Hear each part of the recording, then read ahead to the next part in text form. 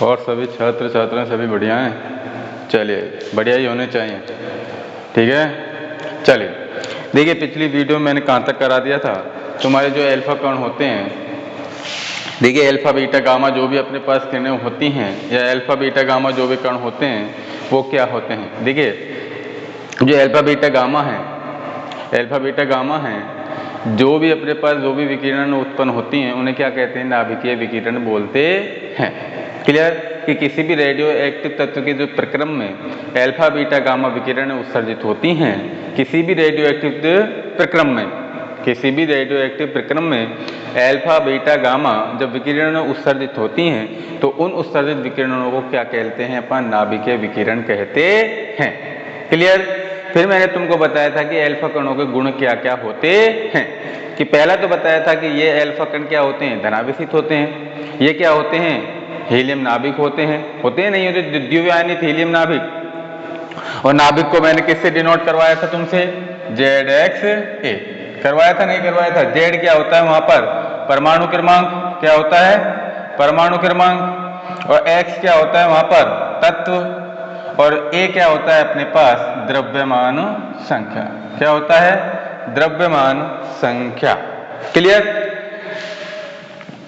अब देखिए मैंने तुमको पहला बताया था कि जो भी अल्फा कण होते हैं वो क्या होते हैं, धनावेशित, और ये क्या होते हैं, द्विआयनित हीलियम नाभिक होते हैं। और जो अल्फा कणों का द्रव्यमान होता है वो प्रोटॉन के द्रव्यमान का क्या होता है, 4 गुना, और आवेश कितना होता है, 2 गुना होता है। क्लियर? अब देखिए अल्फा कण जब धनावेशित होगा तो इस पर आवेश होने के कारण ये विद्युत और तथा चुंबकीय क्षेत्र में दोनों में क्या हो जाता है, विक्षेपित हो जाता है। तथा अल्फा कणों का वेग कितना होता है, 1.4 × 10⁻⁷ से 1.7 × 10⁻⁷ मीटर प्रति सेकंड होता है। क्लियर? जो अल्फा कणों की भेदन क्षमता है वो बीटा तथा गामा के किरणों की जो भेदन क्षमता है उससे क्या होती है, कम होती है। क्लियर? और ये फोटोग्राफी प्लेट पर क्या होता है, कम सक्रिय होता है। तथा ये बेरियम सल्फेट साइनाइड, क्लियर, और ये बेरियम सल्फेट साइनाइड के द्वारा क्या उत्पन्न करता है, प्रतिदीप्ति उत्पन्न करता है। क्लियर था? आज अपन बात करेंगे कि बीटा कणों के गुण क्या क्या होते हैं।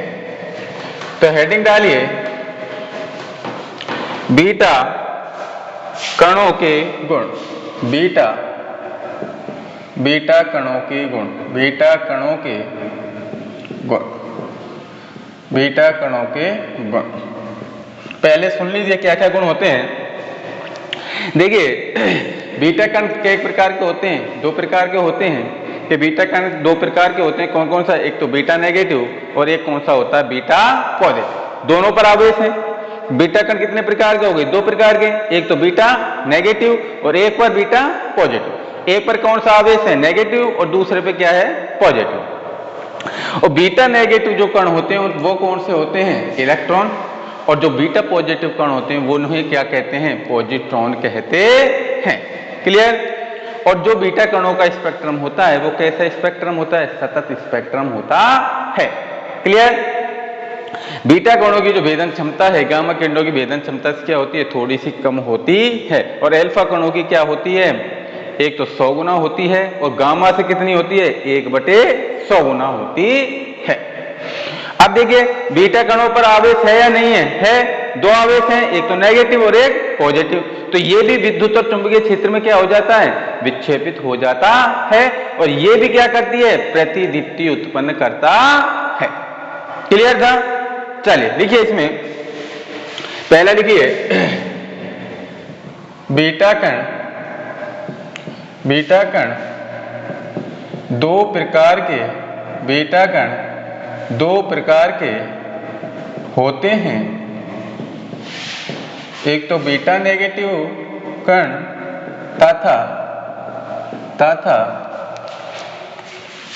बीटा पॉजिटिव कण। क्लियर? बीटा नेगेटिव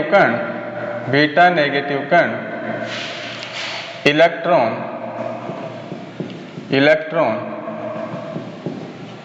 तथा बीटा पॉजिटिव कण पॉजिट्रॉन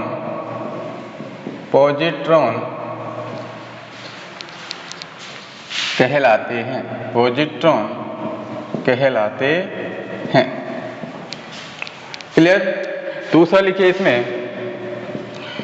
बीटा कण आवेशित होने के कारण बीटा कण आवेशित होने के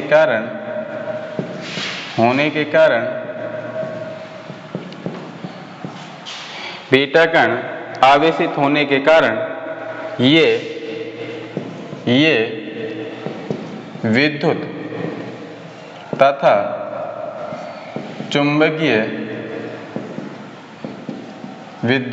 चुंबकीय दोनों क्षेत्रों में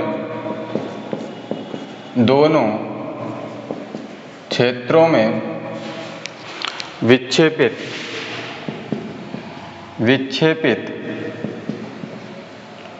होता है। क्लियर। तीसरा लिखिए, बीटा कण का स्पेक्ट्रम सतत होता है।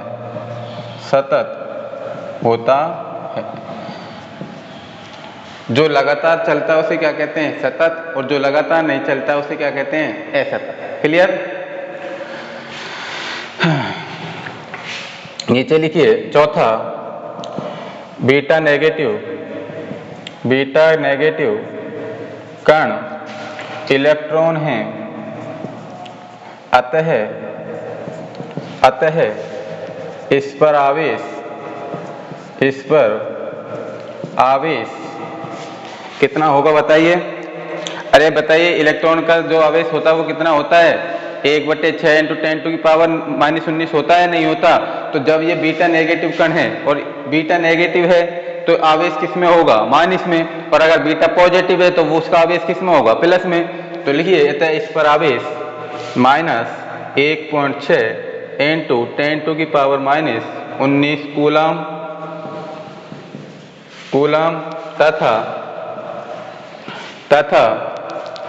बीटा पॉजिटिव कण पॉजिट्रॉन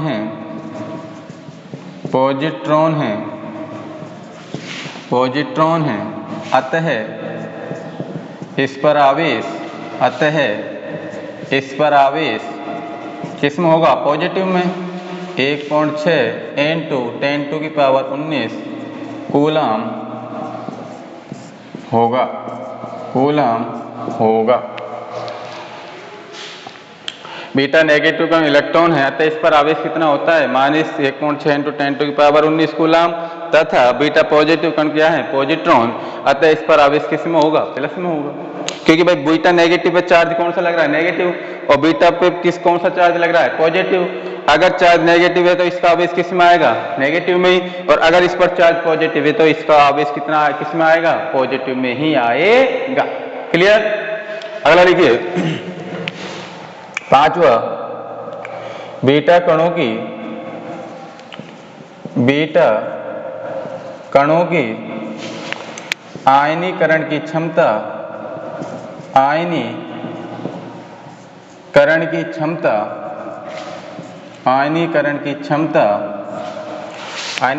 अल्फा कणों की आयनीकरण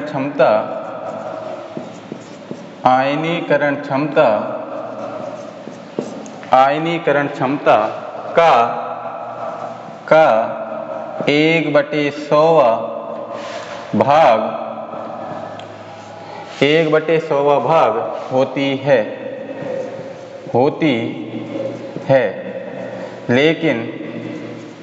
लेकिन गामा कणों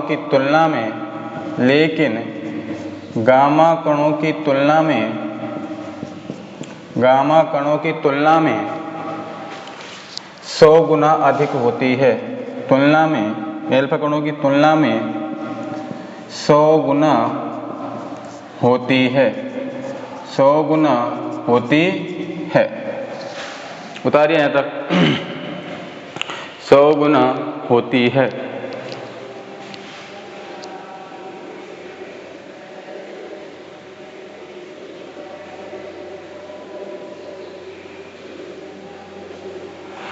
बताइए जल्दी 100 गुना होती है। ऊपर के मिटा दूं? चलिए ऊपर के मिटा देता हूं, नीचे के लिख लेना।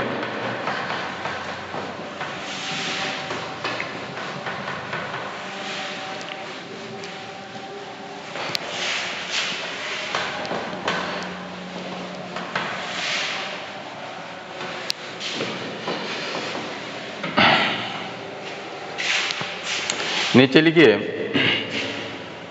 5वें के बाद छठा, इनकी भेदन क्षमता,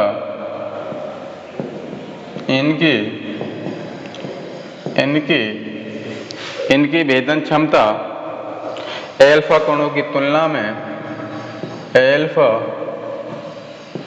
कणों की तुलना में, अल्फा कणों की तुलना में एक लगभग, तुलना में लगभग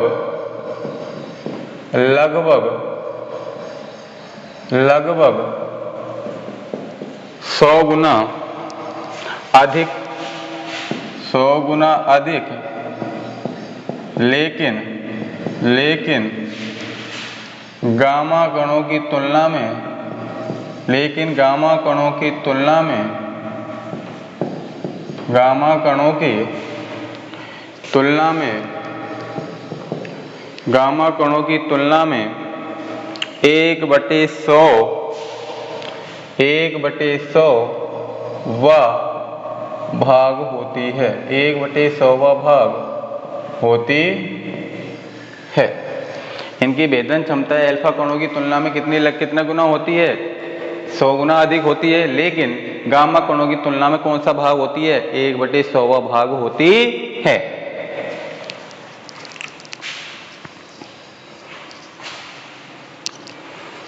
नीचे लिखिए बीटा किरणें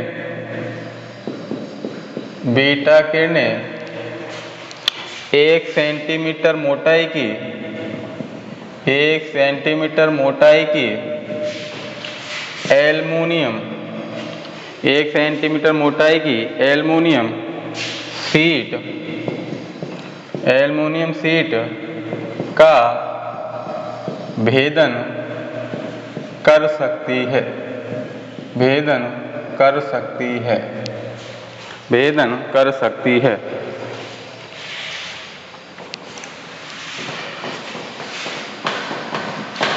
भेदन कर सकती है।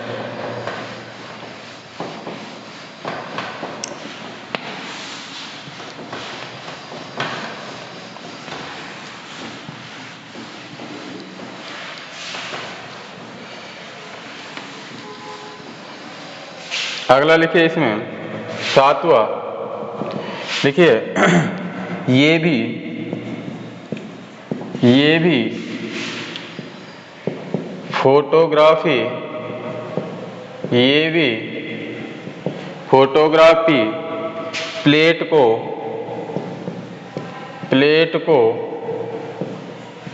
प्रभावित, ये भी फोटोग्राफी प्लेट को प्रभावित करती है, ये भी फोटोग्राफी प्लेट को प्रभावित करती है। इसके द्वारा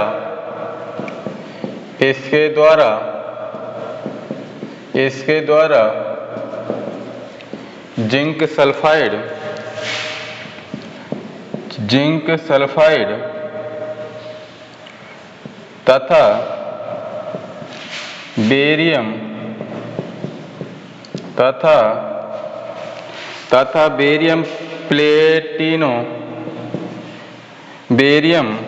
प्लेनिटो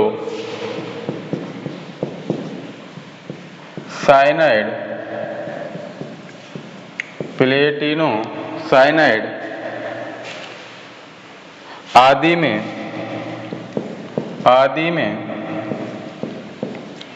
प्रतिदीप्ति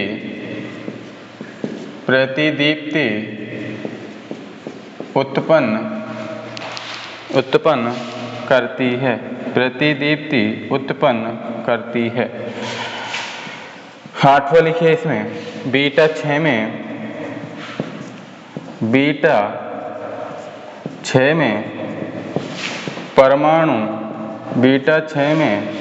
परमाणु संख्या Z में, बीटा 6 के Z में इकाई से परिवर्तन होता है, इकाई से परिवर्तन होता है, जबकि द्रव्यमान संख्या अप्रभावित होती है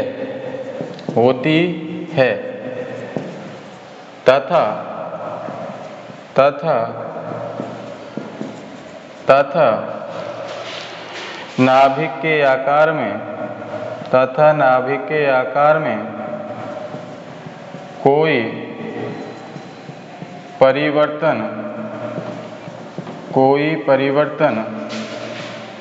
नहीं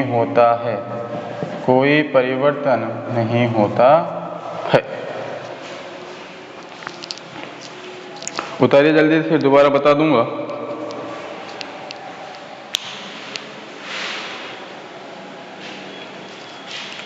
कोई परिवर्तन नहीं होता है।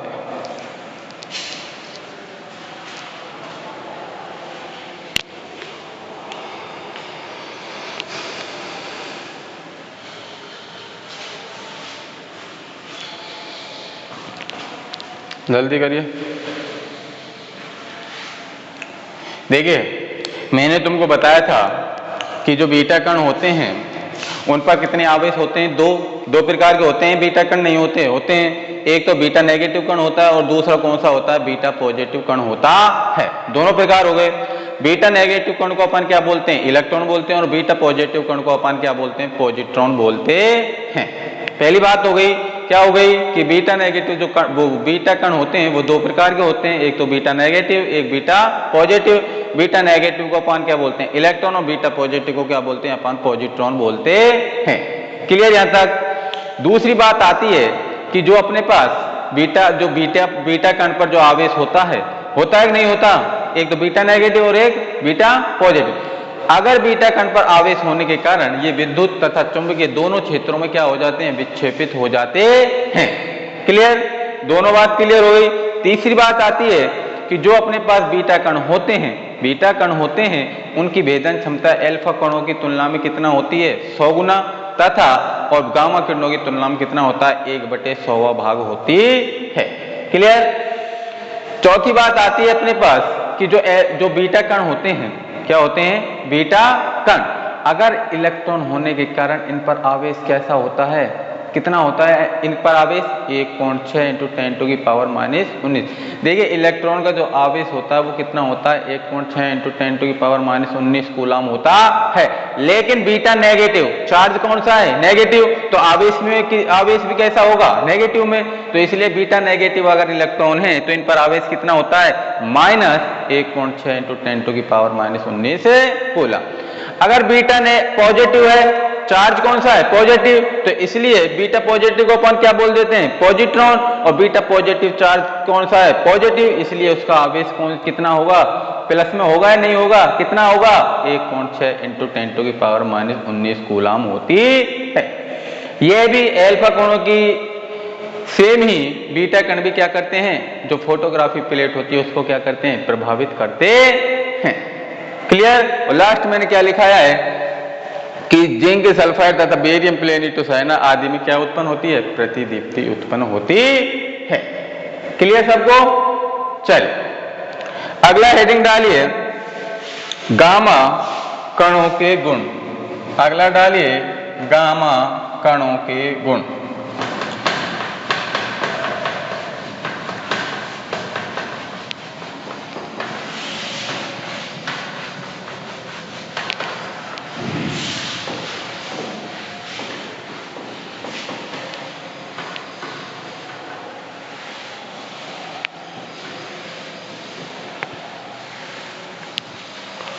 गामा कणों के गुण।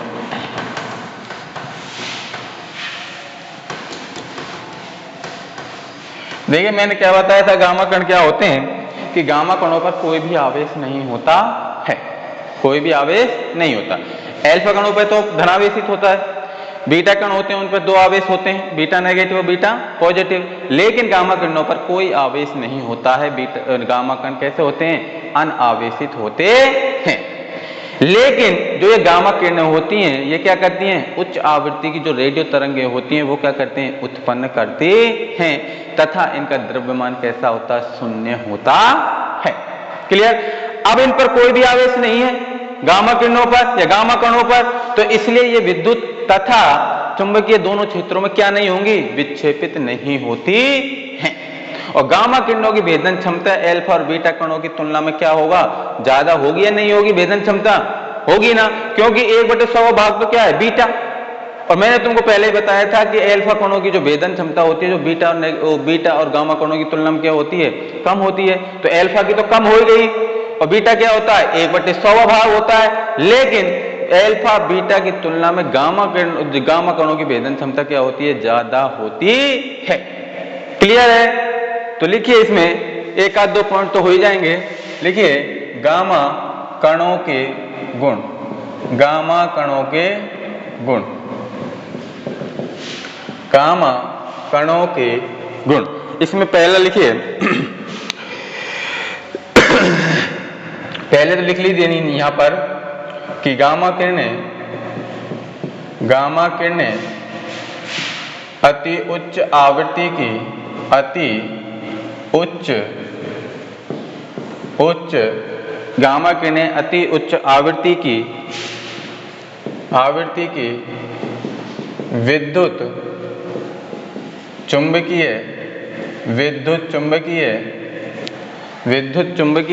तरंगे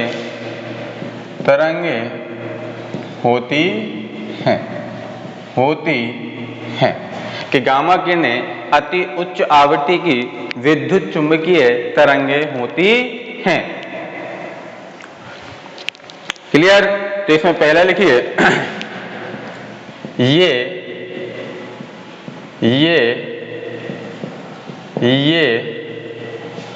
ये अनावेशित कण होते हैं, ये अनावेशित कण होते हैं जिसका द्रव्यमान, जिसका विराम द्रव्यमान शून्य होता है। दूसरा लिखिए अनावेशित होने के कारण,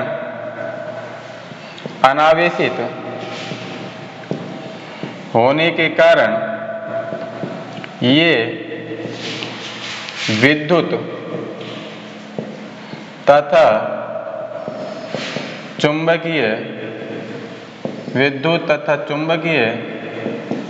दोनों क्षेत्रों में विक्षेपित नहीं होते हैं।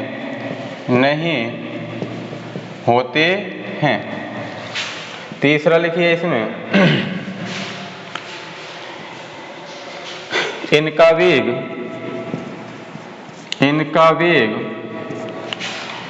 प्रकाश के वेग के बराबर होता है। चौथा लिखिए इनके द्वारा इनके द्वारा गैसों का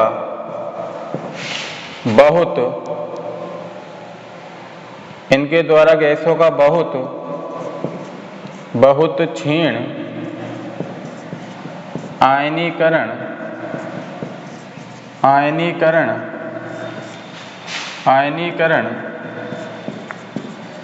होता है, क्योंकि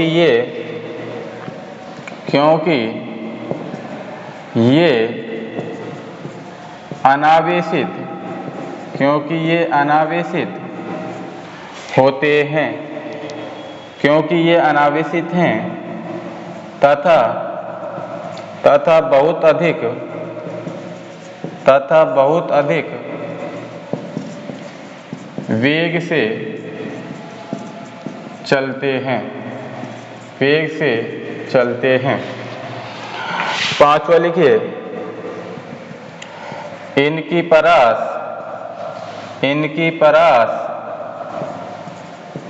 बहुत अधिक होती है।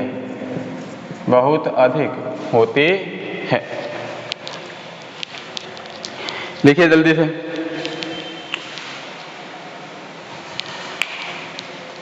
देखिए मैंने क्या बताया कि गामा किरणें क्या होती हैं, उच्चावर्ती विद्युत चुंबकीय तरंगें होती हैं। दूसरा क्या है, ये अनावेशित होती हैं और अनावेशित होने के कारण इनका द्रव्यमान कितना होता है, विराम द्रव्यमान 0 होता है। और इनका वेग किसके वेग के बराबर होता है, प्रकाश के वेग के बराबर। और प्रकाश का वेग कितना होता है, 3 × 10⁸ मीटर प्रति सेकंड। क्लियर है कि इनका वेग प्रकाश के वेग के क्या होता है, बराबर। और इनके द्वारा गैसों का बहुत क्षीण आयनीकरण होता है। बहुत कम मात्रा में गैसों को क्या होता है, आयनीकरण होता है। क्यों? क्योंकि इन पर कोई आवेश नहीं पाया जाता है। और इनकी परास क्या होती है, अल्फा बीटा की तुलना में अत्यधिक होती है। क्लियर? अल्फा बीटा की तुलना में जो गामा किरणों की जो परास होगी वो क्या होगी, अधिक होती है। क्लियर? अब जो आगे के इसके जो बच्चे कुछ गुण हैं उसको अपन अगले वीडियो में देखेंगे। क्लियर? पढ़ने इनको एक बार पढ़ लेना, अपने आप याद हो जाएंगे। क्लियर? चलिए, थोड़ा सा थ्योरेटिकल है ये, पर लेकिन जब तुम पढ़ोगे ध्यान से तो अपने आप याद हो जाएंगे। इनमें कुछ नहीं है। पहला तो क्या है, आवेश। दूसरा क्या है, भेदन क्षमता। तीसरा क्या है, इनका वेग। चौथा क्या है, इनकी प्लेट। और इनकी क्या है, परास। ये तो 4-5 चीजें हैं। इन 4-5 चीजों को आप ऐसे याद कर लेना कि एक साइड में अल्फा डाल लेना, एक और बीटा और एक में गामा। तो अल्फा बीटा गामा में क्या हो गया, वो अंतर हो गए कि अल्फा में क्या होता है, बीटा में क्या होता है, गामा में क्या होता है। क्लियर चीज? चल